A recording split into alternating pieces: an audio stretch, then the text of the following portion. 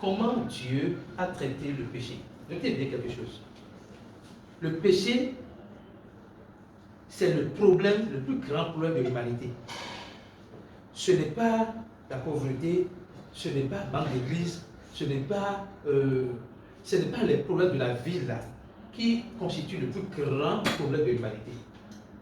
Le seul problème qui a obligé Dieu, je dis obligé en griffe, mais qui a fait que Dieu a décidé de laisser son trône céleste, de porter vraiment corporel pour descendre sur la terre ici là, c'est le péché.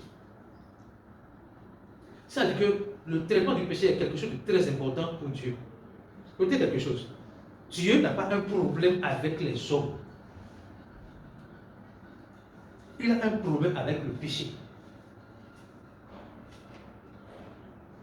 Et le péché que Adam a commis n'est pas un péché que nous avions commis. Autrement, nous sommes innocents du péché d'Adam. Nous sommes innocents du péché d'Adam.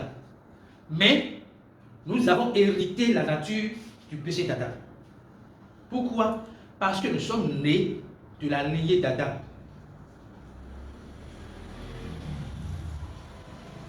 Nous sommes nés de la lignée d'Adam. Nous sommes innocents du péché d'Adam, mais nous avons quand même hérité du péché d'Adam. Parce que nous sommes nés de la lignée d'Adam. Nous sommes nés de la chair, de la volonté de nos parents. Alléluia. Et Jésus dit, je viendrai pour accorder à l'humanité une nouvelle naissance. Jésus est encore appelé le second Adam. Suivez.